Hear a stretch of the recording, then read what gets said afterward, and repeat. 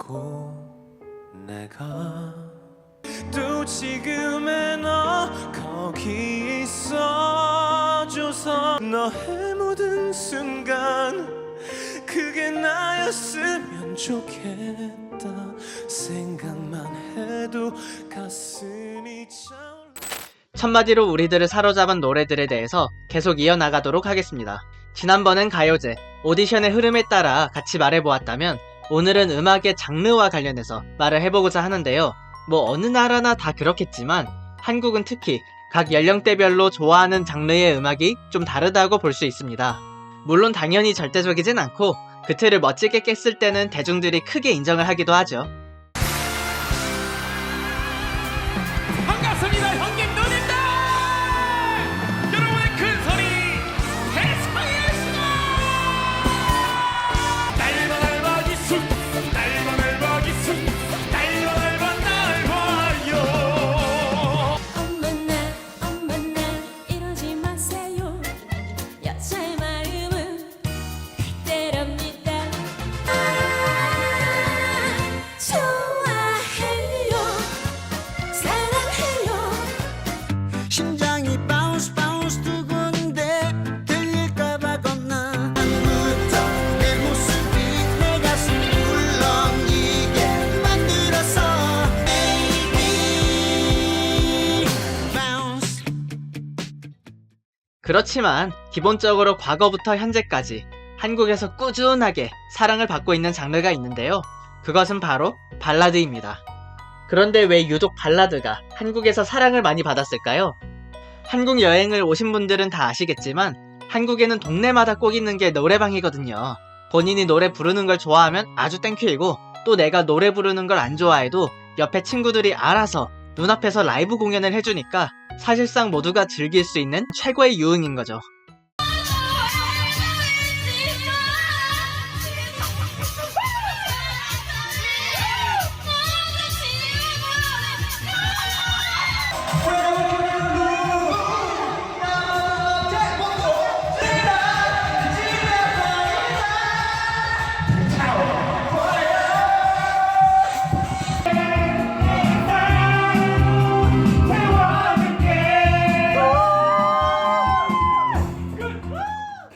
이렇게 사람이 많을 때는 신나는 노래들을 부르면서 놀 수도 있지만 뭐 사람이 언제나 에너지가 뿜뿜할 순 없고 또 혼자 혹은 둘이서 노래방을 가서는 매번 저렇게 노는 건 쉽진 않죠.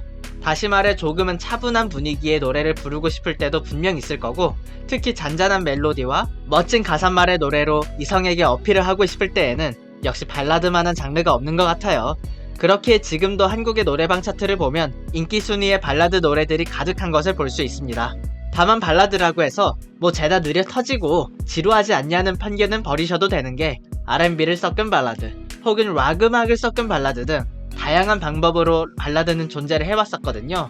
이 가운데 락 발라드는 앞서 영상으로 소개드린 버즈가 그 정점을 찍었었다고 볼 수 있겠고 R&B 발라드와 관련해서도 아주 여러 가수들이 있는데 과연 한국에서 누가 시작했느냐를 꼽으라고 하면 이 가수 바로 나와야죠. 바로 브라운 아이즈입니다. 브라운 아이즈는 나얼과 윤건의 2인조 그룹으로 한국 가요계의 미디엄 템포 발라드의 유행을 만들었다고 할 수 있겠습니다. 여러 유명 뮤지션들과 마찬가지로 이 두 사람 역시 음악에 있어서 감히 천재라고 말할 수 있는 사람들인데요. 나얼은 한국에서 보컬과 관련해서 손꼽히는 실력자이고 윤건은 브라운 아이즈 앨범의 모든 곡들의 작곡, 편곡, 프로듀싱, 가창 등으로 관여한 사람입니다. 물론 이들에게도 배고픈 시절은 있었으니 1집을 내기 이전에는 다른 가수들의 코러스 혹은 건반 등으로 참여하며 묵묵히 앨범을 준비했다고 하네요. 심지어 1집 때는 따로 작업실이 없어서 일반 아파트에 있는 윤건의 작은 방에서 음악 작업을 했다고 하는데 당연히 소음 문제로 옆집 아저씨와 싸운 적도 있다 합니다. 정해놓은 시간도 없이 모든 것 안 하고 안 이것만? 하고 이것만 이거 파고 이거 안 되면 나 가수 안 해. 그때는 이제 작업실 따로 없었고 집에 아파트인데 조그만 방 제 방에서 다 기계가 이렇게 있고 피아노도 있고 그 방에서 막 했죠. 근데 또 시끄럽잖아요. 아파트라 네. 옆집 아저씨랑 싸우기도 하고 막 그러면서. 여튼 그렇게 우여곡절 끝에 2001년 6월 그들의 1집 브라운 아이즈를 내놓게 되는데 특히 이 앨범의 타이틀곡 벌써 1년은 불후의 명곡으로 평가를 받고 있습니다.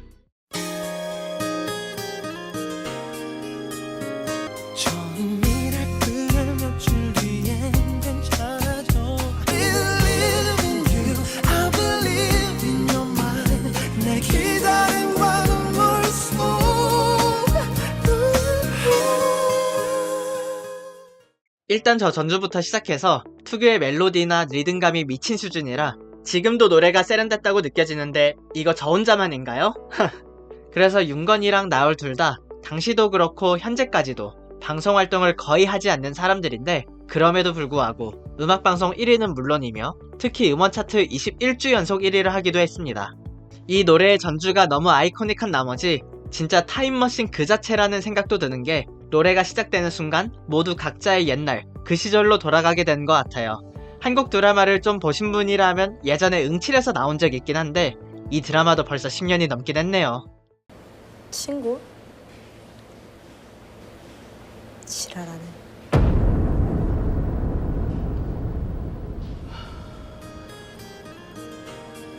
너 때문에 동창회도 안 가고 어버이날도 하루 먼저 내려가고 추석과 설에는 장염이네 눈병이네 지난 6년 동안 별의별 생쇼를 다 했는데 다시 모든 게 96년 고등학교 입학식 날로 97년 첫 키스를 나누던 수도가로 98년 미친놈처럼 울부짖던 그때 그 겨울로 돌아갔다. 한편 이 곡도 좀 전략적으로 나오긴 했던 게 해외에서 백스트리트 보이즈의 I Want It That Way 같은 노래들이 크게 인기를 얻는 걸 봤던 윤건이 비슷한 느낌으로 한국에 도입하려 했던 게 바로 이 곡이었고 그게 기가 막히게 통했던 거죠. 그리고 이 곡 이외에도 이 앨범엔 참 좋은 곡들이 많은데요. 특히 후속곡 With Coffee도 벌써 1년 못지않은 저희 플레이리스트에 있는 노래입니다. 졸린 눈 부벼 창문을 열면 Cause you're my love forever 매일 밤에 모든 것을 커다란 의미가 되는 거 이렇듯 R&B와 결합된 발라드를 비롯해서 발라드 자체가 한때 한국 음악의 주류가 되었던 적도 있었지만 사실 요새는 한국에서 발라드의 인기가 예전 같진 않은 게 사실입니다. 이건 저뿐만 아니라 가수들도 직접 하는 말이기도 하고요. 만났는데 괜찮지 않아, 그렇지 않아 라고 말하는 감성이 제일 잘 나갈 때가 있었어. 근데 이젠 그런 시대가 아닌 건 거야. 어떻게 보면 발라드를 한 사람이 없잖아요, 요즘에 별로. 이제 앞으로는 왜냐면 댄스곡이든 힙합곡이든 이런 곡들이 주류일 텐데 근데 저 얼마 전에 종신이 형이랑 얘기하다가 야 이제 발라드도 야 2분 3초로 가야 돼. 야 1절 끝나고 바로 브릿지를 가든가 2절 끝나고 끝내야 돼. 이렇게 하시는 거예요. 이렇게 성시경 본인이 본인 채널에서 직접 말하고는 있지만 사실 한마디로 사람들을 사로잡은 노래라는 이 주제에 가장 어울리는 사람이죠. 발라드의 황태자라고 불리며 성발라라는 별명도 있을 정도로 한국의 발라드 가수 중 대표라 할 수 있겠는데요. 그렇게 보이진 않지만 무려 26년 전인 2000년에 데뷔한 아주 오래된 베테랑입니다.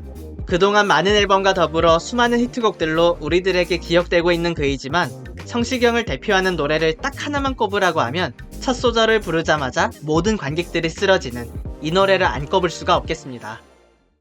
잊고 내가 또 지금의 너 거기 있어줘서 너의 모든 순간 그게 나였으면 좋겠다 생각만 해도 가슴이 사실 이 곡은 단순한 드라마 OST 중에 하나라고 할 수도 있겠는데 워낙 인기가 좋아서 이제는 성시경을 대표하는 노래로 가장 많이 꼽히는 노래가 되었죠. 그런데 더 재밌는 점은 이 노래를 작곡한 사람이 바로 성시경 본인이라는 거 여러분은 알고 계셨나요? 저도 3달 전에 처음 알았던 사실인데 가수 성시경에게 이런 능력도 있었다니요. 여튼 이 곡이 워낙 튀어서 그렇지 성시경의 다른 OST 곡들 가운데서도 참 좋은 곡들 많거든요. 한번 들어보신다면 그가 왜 성발라로 불리는지 조금 더 이해할 수 있을 겁니다. 울고 있다 참고 있다 고개를 든다 아프게 웃는다 햇살은 우릴 위해 내리고 바람도 서로를 감싸게 했죠 그대 떠나가는 그 순간도 나를 얼마나 사랑했는지 얼마나 또 울었는지 그대여 참고로 이분 유튜브가 꽤 인기여서 이제는 구독자 200만을 달성한 대형 채널이 되어버린 상황인데 막상 들어가서 보면 노래는 이제 가끔만 하고 대부분 맛집 가서 밥 먹고 술 먹고 노가리 까는 영상들이니까 당황하지 말고 즐겨주시면 되겠습니다. 먹을 텐데 먹을 텐데 먹을 텐데.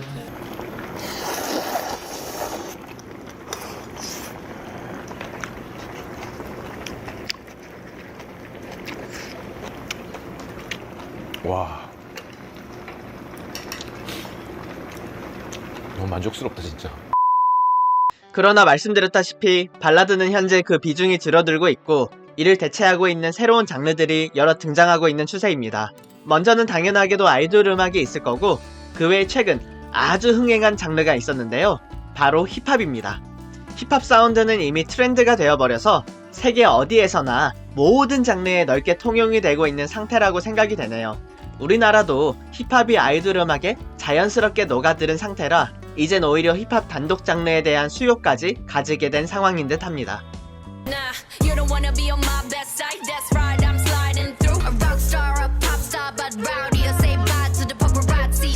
쿠키와 소스의 맛자로처럼 음미하고 내게 말해봐 테이스 그 반응을 모두처럼 랩 모두 자극적인 거 I want it till 다 녹여 입맛에 다 때려박아 뚜뚜뚜뚜뚜뚜.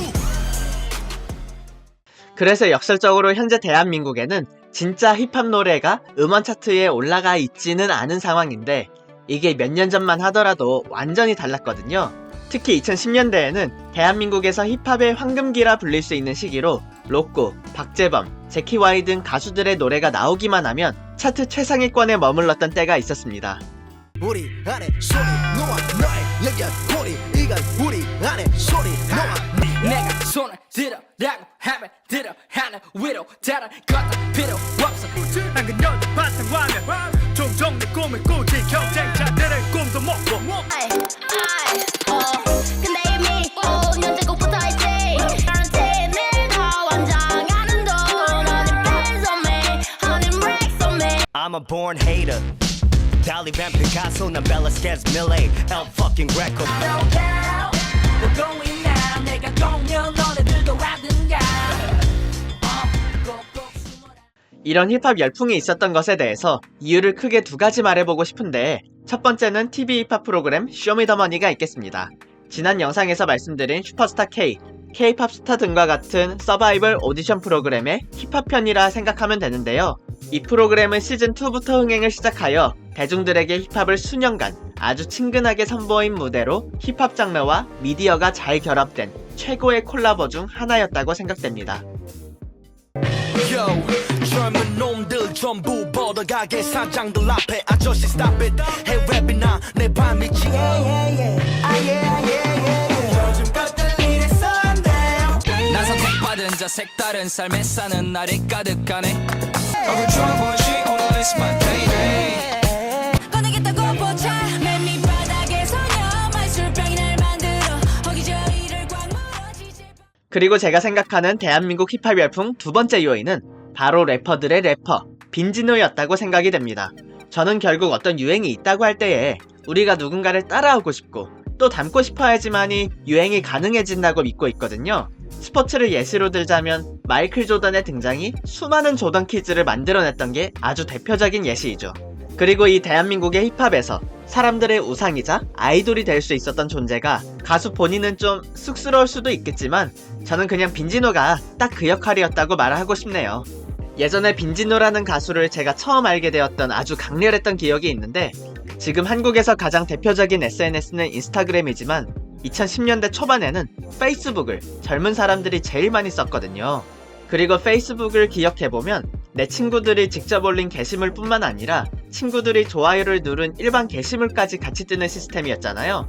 그리고 대학교를 막 들어가서 아무것도 모르던 제가 대학교 친구들과 페이스북 친구를 맺고 그 친구들의 좋아요 게시물이 막 떠오르던 어느 날 밤에 빈지노의 이 영상이 딱 피드에 떠오르게 되니 저는 이 영상으로 한국의 힙합 붐은 시작되었다고 말씀을 드리겠습니다.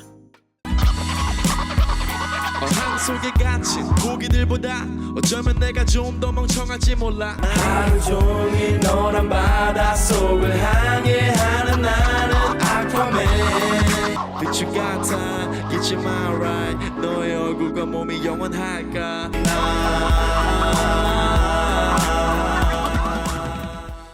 이 영상은 1000마디를 넘어 첫 화면에서부터라고 표현을 해야겠습니다. 진짜 저 패션과 몸짓, 자신감까지. 빈지노는 그냥 젊음의 상징 그 자체였는데요. 이때 전국의 모든 학생들의 롤모델은 빈지노였었다고 말씀을 드려도 과장이 아니겠습니다. 그래서 이런 빈지노의 등장과 성공에 따라 힙합을 동경하는 많은 대중들이 생겨났고, 이와 동시에 인기를 얻은 쇼미더머니의 흥행 덕분에 수많은 래퍼들이 메이저 무대로 올라올 수 있었고, 힙합이라는 장르가 한국에서 아주 흥행할 수 있었다는 거죠. 한편 앞서 들려드린 노래 아쿠아맨의 성공과는 별개로 빈지노의 이 앨범 자체가 본인의 대표작이자 한국 힙합을 대중화시킨 중요한 앨범으로 대중들과 평론가 모두에게 매우 높은 평가를 받기에 혹시라도 아직 들어보지 않은 분들이 계신다면 이번에 꼭 들어보시길 추천을 드리겠습니다. I don't care at all. Let's smoke, drink, boogie on and on. 오늘의 생각도 긴 말도 필요하지 않아. 프로 긴장 좀 잃어가는 시간이 너무 아까워. 광맨 너의 신발끈. 내게도 마지막 호흡이 주어지겠지. 마라톤이 끝나면 끈이 끊어지듯이. 해당 에피소드의 마지막으로 보여주고 싶은 것은 바로 한국의 문화와 관련된 부분인데요. 우리 한국의 로맨스 드라마를 보면 다들 아시겠지만 남녀가 서로 사귀기 이전에 서로 닿을 듯 말 듯 알콩달콩 지내는 모습 많이 보셨을 겁니다. 한국에선 이걸 썸이라고 하는데요. 이 용어가 정착되기에 가장 결정적이었던 게 다름 아닌 가요였다는 것을 여러분은 알고 계실까요? 물론 이런 미묘한 관계는 세계 어디에나 있긴 한데 이것을 일찍이 사회적으로 정의하고 또 영어로 만들어버린 대표적인 나라가 바로 한국이었고, 지금 이 곡이 현재의 연애 용어 썸을 만든 가장 결정적인 한 방이 되겠습니다. 가끔씩 나도 모르게 짜증이 나. 요즘 따라 내거 힘든 내거 아닌 내거. 네거 힘든 네거 아닌 네거 같은 나. 노래 시작부터 아리송한 느낌을 주는 이 노래는 감미로운 목소리와 더불어 너무 공감되는 가사로도 사람들의 호평을 받았는데요. 요즘 따라 내거 힘든 내거 아닌 내거 같은 너. 말을 엄청 꼬아놔서 번역했을 때 외국분들이 가사 이해가 잘 되려는지 걱정은 좀 되는데, 한편으론 이런 알쏭달쏭한 말 자체가 연애 감정을 제대로 대변하는 말인 것 같아 오히려 공감이 잘 되고 모든 사람들이 극찬한 가사였다고 보여집니다. 그래서 이 노래가 나오고서부터 썸 타고 있다랄지 혹은 썸남, 썸녀 같은 용어가 대중적으로 같이 쓰이기 시작했다 보면 되는데요. 영어로 치면 Google it 같은 느낌의 말이 대중화된 거로 비유할 수 있을 것 같아요. 예. 이제 이 노래를 부른 가수를 보자면 소유는 과거 걸그룹 시스타의 인기 멤버로 가창력도 아주 뛰어나서 아이돌 오디션 프로그램에 멘토로도 나왔던 사람이니 좀 익숙할 수 있겠고, 정기고는 한국의 R&B 가수인데 데뷔를 2002년에 했었던 아주 베테랑이라 소유보다 11살 많은 오빠였던 게 나름 충격이었네요. 그래서 이 노래는 같은 소속사에 있었던 시기에 프로젝트성으로 같이 노래를 불러서 냈던 건데 이게 대박이 났던 거죠. 정말 센세이션 그 자체로 2014년 멜론, 가온, 지니, 벅스, 엠넷 등 모든 음원 사이트에서 연간 1위를 차지한 최고의 히트곡으로 이름을 올립니다. 다만 이 노래의 주인공인 정기고와 소유는 이때 한 번만 이벤트성으로 작업을 같이 했을 뿐 이후에는 다시 뭉쳐서 작업을 발표하지는 않게 됩니다. 네, 이렇게 한국에서 첫 마디부터 사람들의 이목을 끌고 히트했었던 노래들에 대해 말해보았습니다. 아이돌 관련 주제라기보다 한국의 일반 가요들에 대해서 얘기를 해보았는데요. 이후에도 종종 이런 내용의 컨텐츠들을 만들 예정이니 관심 갖고 지켜봐 주시면 감사하겠습니다. 네, 그럼 오늘은 이렇게 마치겠고 재밌게 보셨다면 좋아요와 구독 꼭 부탁드리겠습니다. 감사합니다.